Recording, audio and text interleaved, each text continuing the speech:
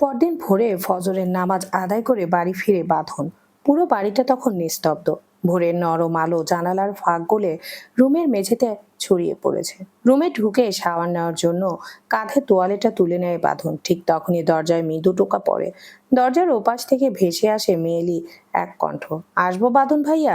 কণ্ঠটা চিনতে এক সেকেন্ডও লাগে না বাঁধনের। শান্তা নামটা মাথায় আসতেই বিরক্তিতে চোয়াল শক্ত হয়ে ওঠে তার। ভুরু কুঁচকে বন্ধ দরজার দিকে কয়েক সেকেন্ড তাকিয়ে থাকে, তারপর অনিচ্ছা সত্ত্বেও গম্ভীর কণ্ঠে বলে, আয়। ধীরে ধীরে দরজাটা খুলে ভেতরে প্রবেশ করে শান্তা। আজ তার চোখে মুখে অন্যরকম এক দ্বিধা। দরজাটা আলতো করে বন্ধ করে কয়েক পা এগিয়ে বাঁধনের সামনে এসে দাঁড়ায় সে। কয়েক মুহূর্ত নীরবতা, তারপর নিচু স্বরে বলে, শান্তা, আপনার সঙ্গে কিছু কথা ছিল বাঁধন ভাইয়া।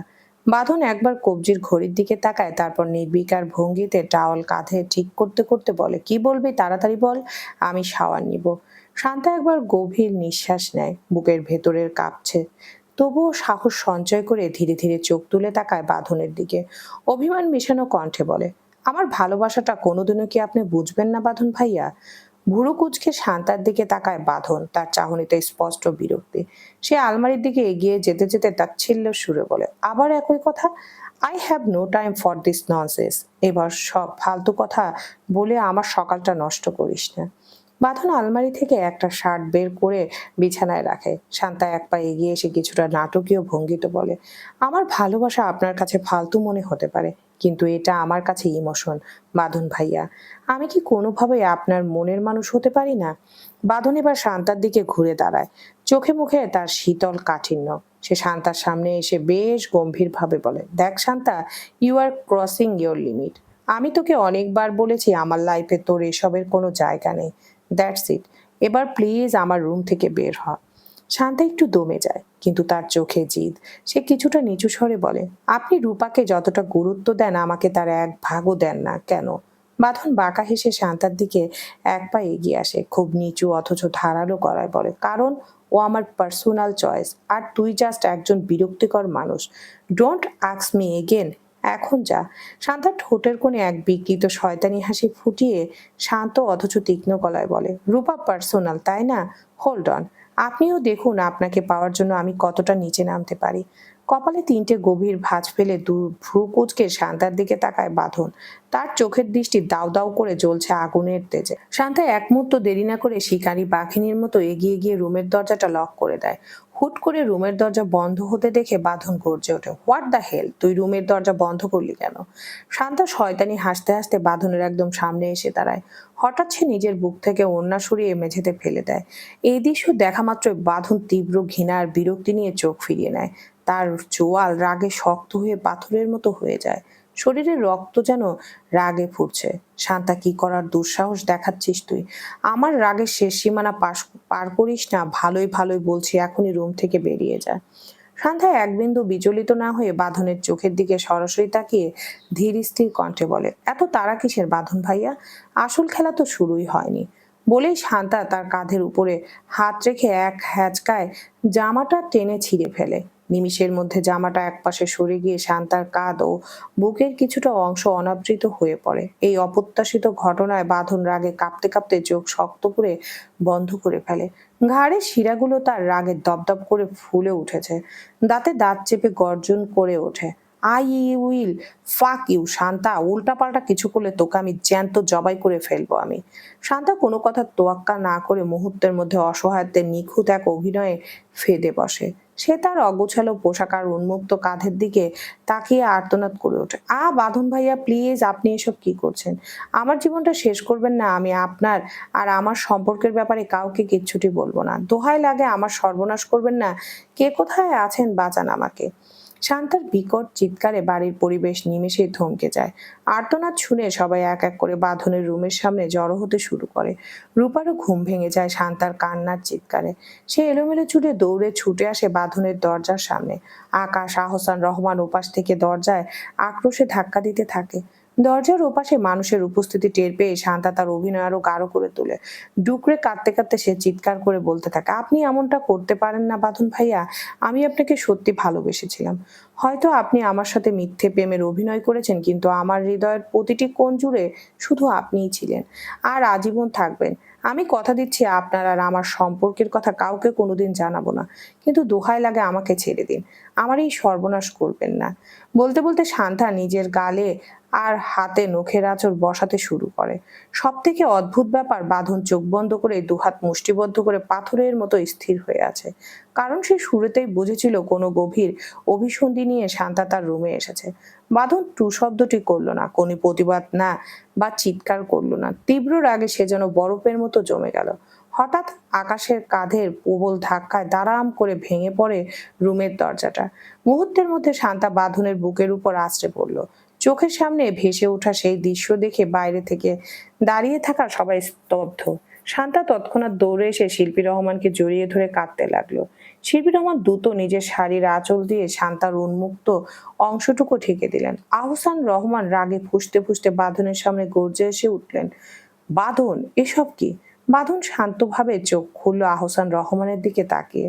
শীতল কণ্ঠে খুব স্বাভাবিকভাবে বলে, আমারও তো একই প্রশ্ন। এটা কোন সিনেমার নাটক চলছে, জি বাংলা নাকি কোনো সস্তা বাংলা সিনেমা? আহসান রহমান রাগে কাঁপতে কাঁপতে চিৎকার করে বললেন, কি করেছিলি তুই শান্তার সাথে? বাঁধন এক মুহূর্তের বিরুদ্ধে নিয়ে ধীর স্থির কণ্ঠে জবাব দিল, কিছুই করিনি আমি। সকাল সকাল ও আপনাদের সবাইকে সস্তা সিনেমা দেখাচ্ছে। শান্তা ফুপিয়ে কাঁদতে কাঁদতে অসহায়ের মতো বাঁধনের দিকে তাকায়। তার চোখে মুখে তখন মিথ্যা কান্নার নিখুঁত এক প্রলেপ। সে কাঁপা কাঁপা কণ্ঠে আর্তনাদ করে বলে, আমি সস্তা নাটক করছি? এটা একটা মেয়ে নিজের সম্মান নিয়ে মিথ্যা বলবে? লজ্জা করেন আপনার এসব বলতে? কিছু সময় আগেও তো জানোয়ারের মতো আচরণ আমার সাথে করলেন, এখন খুব বেশি সাধু সাদা হচ্ছে, তাই না? আহসান রহমান শান্তার এই আর্তনাদে হতভম্ব হয়ে যান। তিনি শান্তার দিকে কড়া দৃষ্টিতে তাকিয়ে গর্জে ওঠেন, শান্তা, পরিষ্কার করে বল, কি হয়েছিল এখানে? শান্তা মাথা নিচু করে। শিল্পী রহমানের শাড়ির আঁচল মুচড়ে ডুকরে কেঁদে ওঠে। তার প্রতিটি কান্না যেন সাজানো মনে হলেও আশেপাশের মানুষগুলো তার কাছে এক করুণ দৃশ্য হিসেবে ধরা দেয়। সে ভেঙে পড়া গলায় বলতে থাকে, চাচা, আমি আর বাঁধন ভাইয়া গত 4 মাস ধরে রিলেশনে জড়িয়েছি। তোমরা যখন বাড়িতে আমার বিয়ের কথা তুললে তখন আমি ওকে বলেছিলাম আমাদের এই সম্পর্কের কথা সবাইকে জানিয়ে দিতে। আমি ভেবেছিলাম ও আমাকে গ্রহণ করবে, কিন্তু ও আমাকে সাফ জানিয়ে দেয় ও আমাকে কখনোই ভালোবাসেনি। সবটাই ছিল আমার সাথে একটা নোংরা অভিনয়। আমি বারবার ওর পায়ে ধরেছি, একটু ভালোবাসার জন্য ভিক্ষা চেয়েছি, কিন্তু ও পশুর মতো সব অস্বীকার করেছে।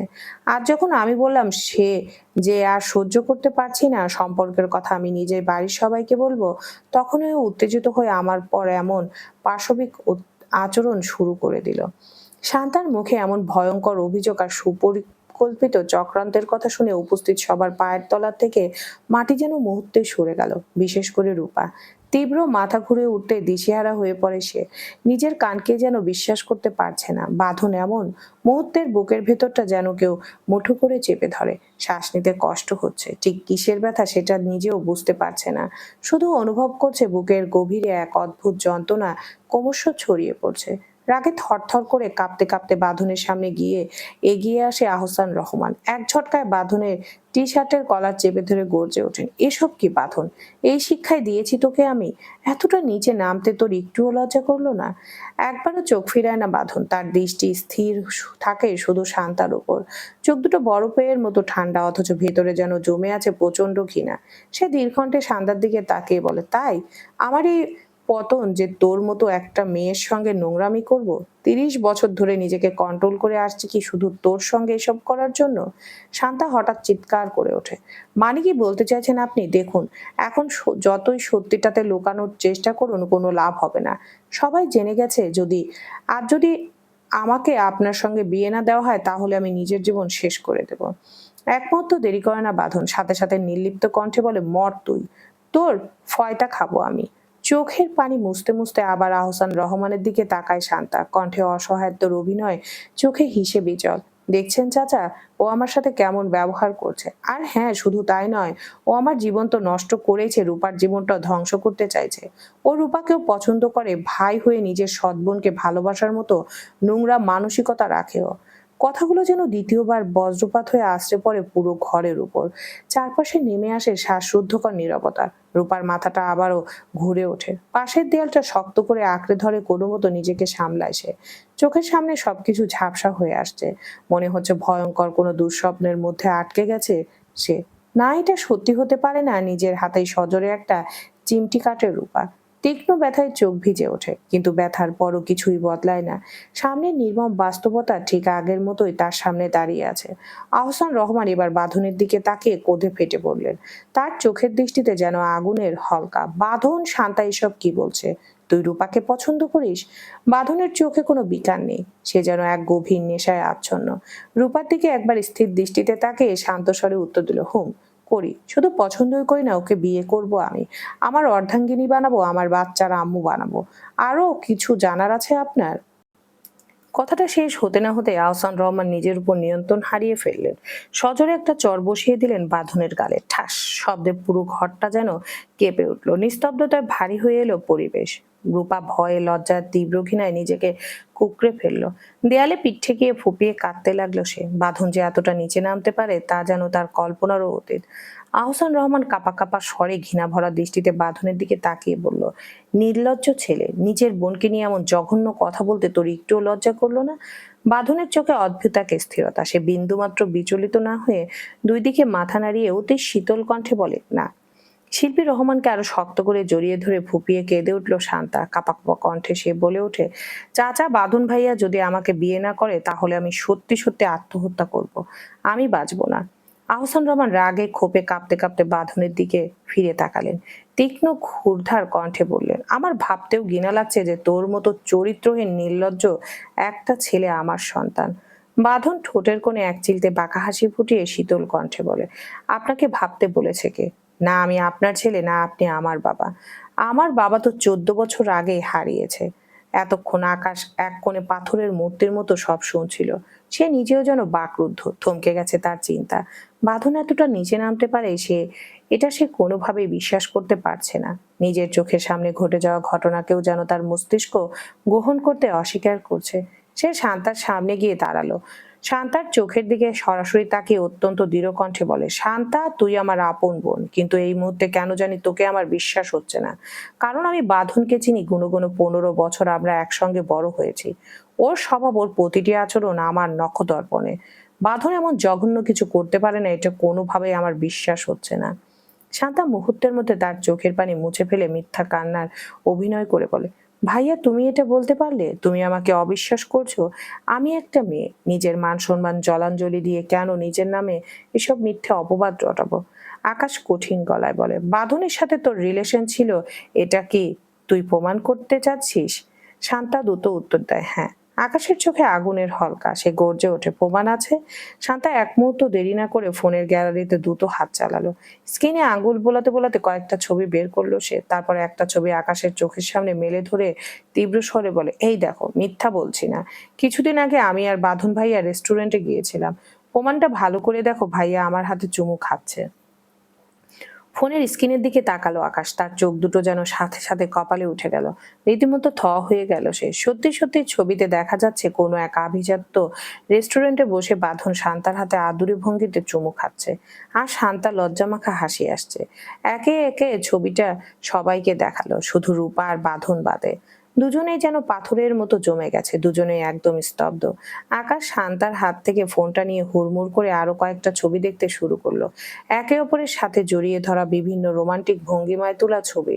সবই যেন এক একটা জলজান্ত প্রমাণ। কথা বলার ভাষা হারিয়ে ফেললো আকাশ।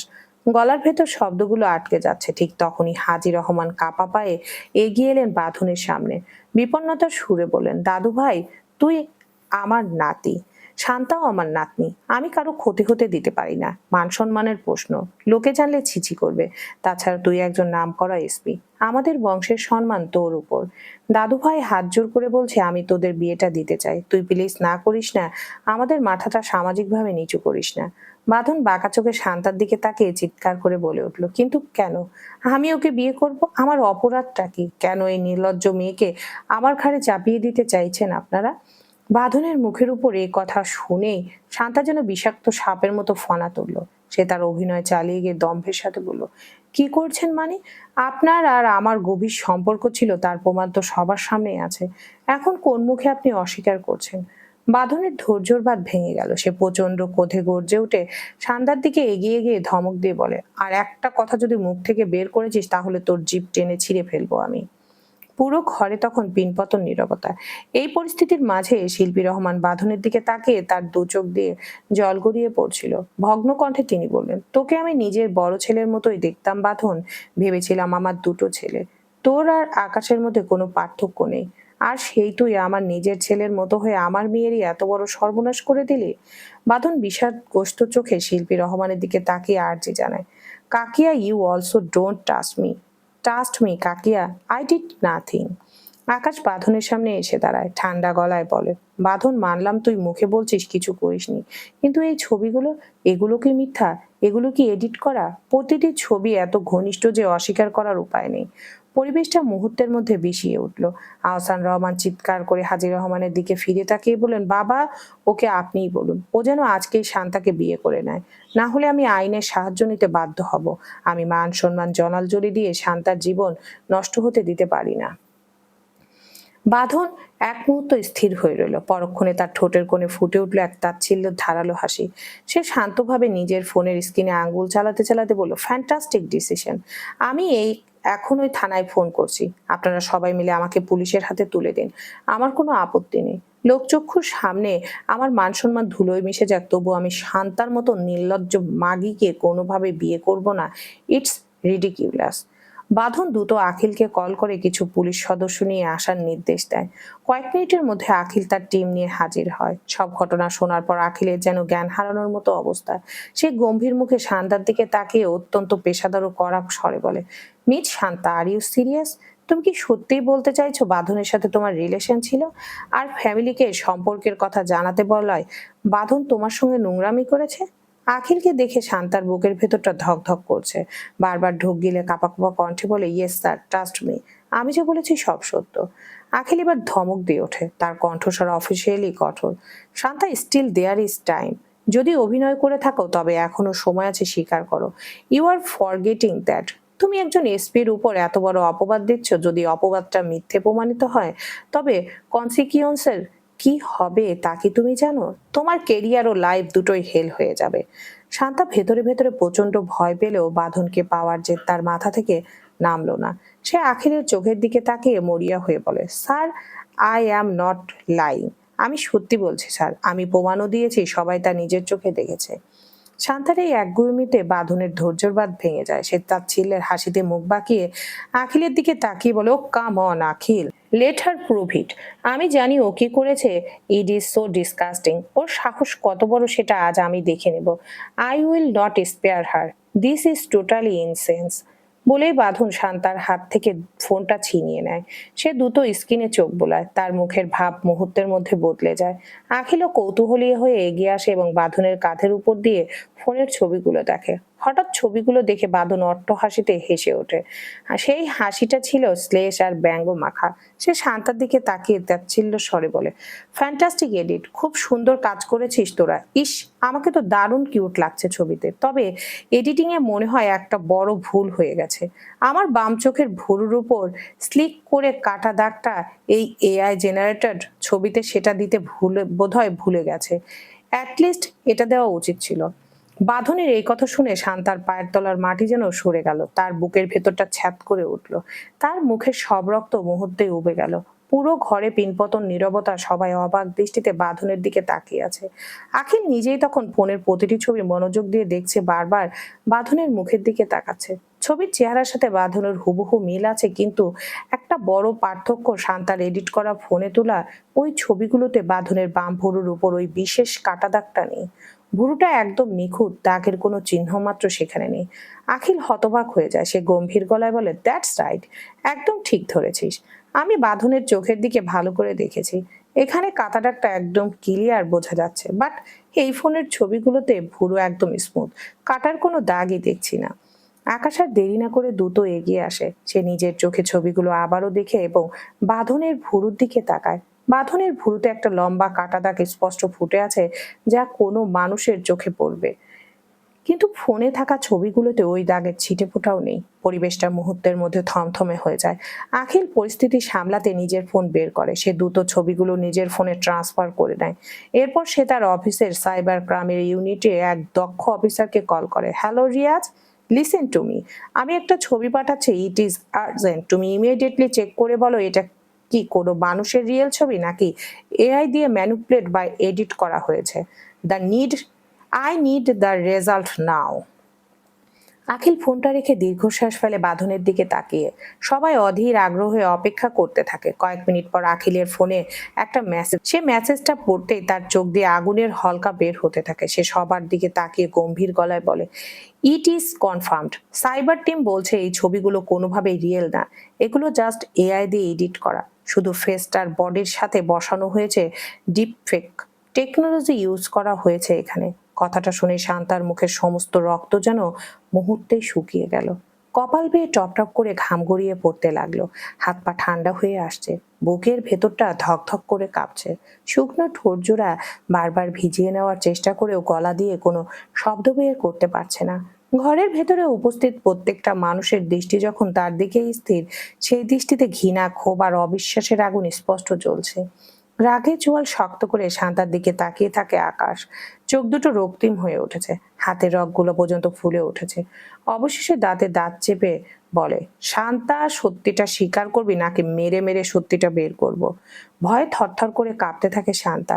মাথাটা আরো নিচু হয়ে আসে, বুকের ভেতরটা যেন ধসে যাচ্ছে। কিছু বলার শক্তিও পাচ্ছে না।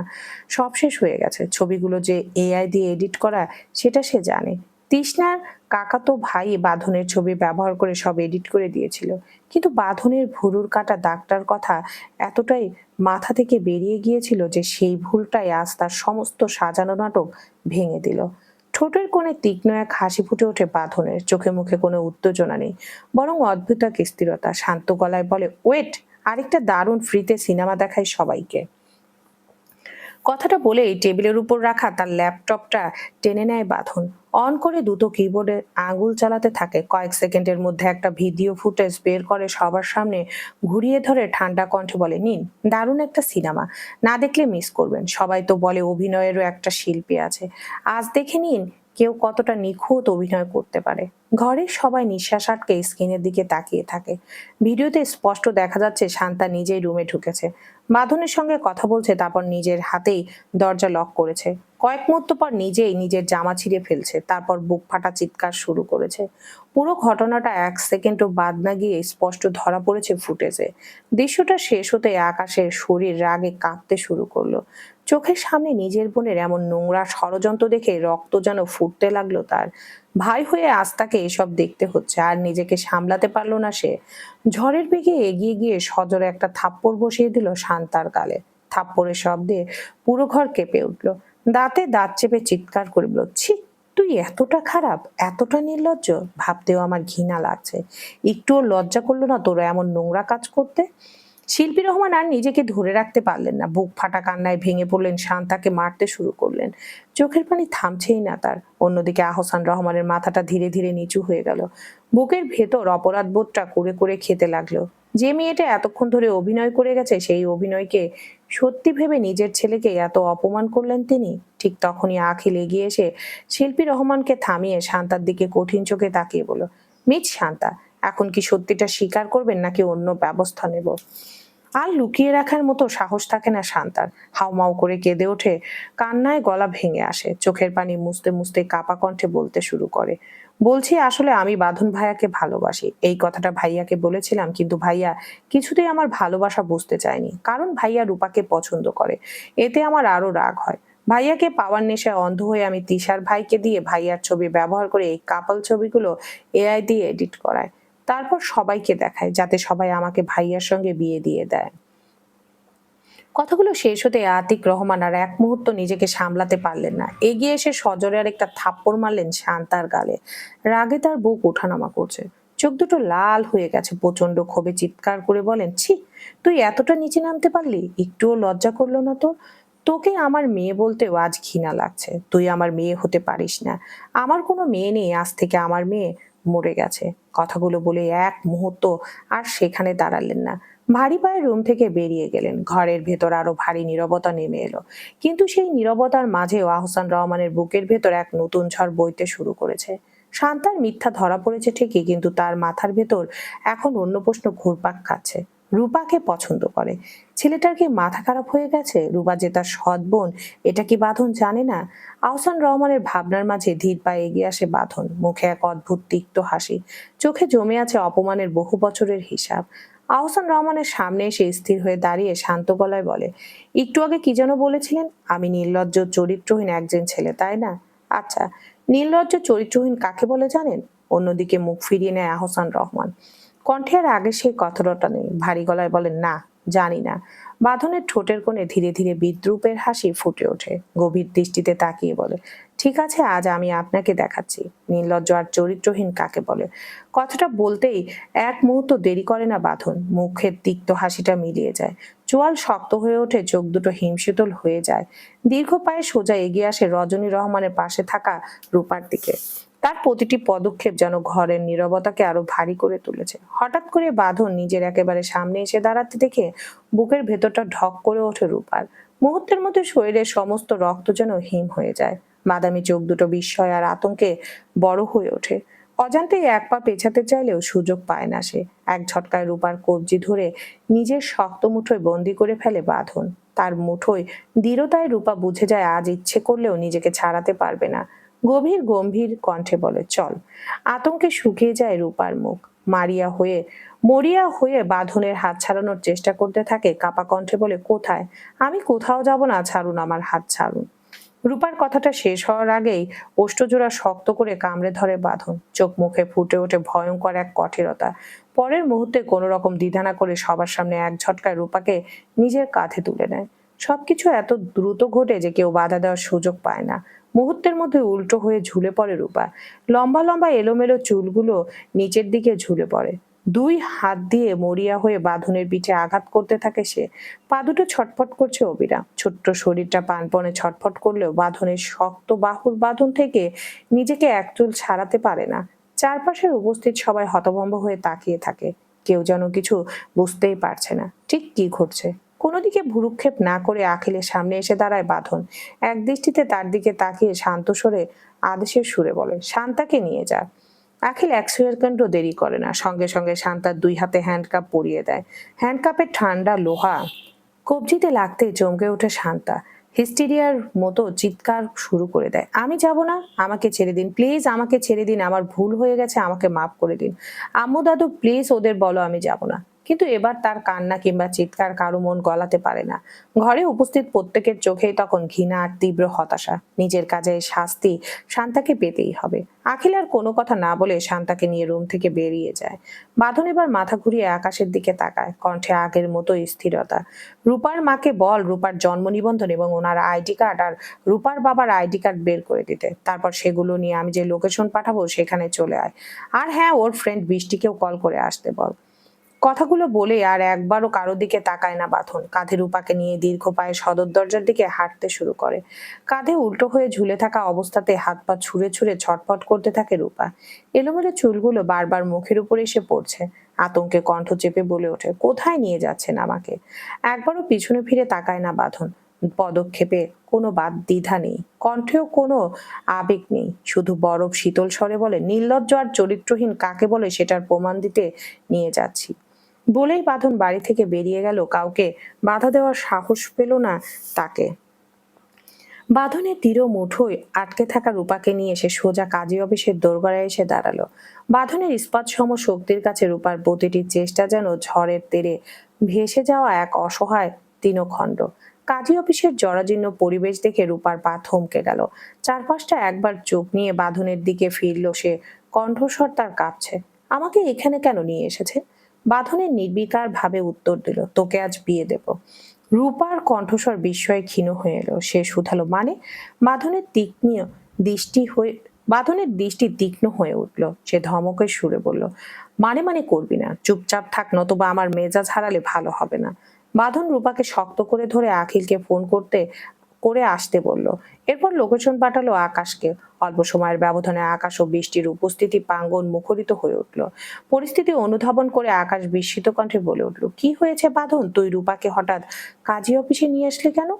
বাঁধন আকাশের দিকে তাকিয়ে নিরুত্তর রইল, কেবল আদেশ দিল, তোকে যা আনতে বলেছিলাম এনেছিস? আকাশ তার পকেট থেকে রূপার জন্ম নিবন্ধন এবং তার বাবা মায়ের পরিচয়পত্র বের করে বাঁধনের হাতে তুলে দিল। বাঁধন সেগুলো গ্রহণ করলো।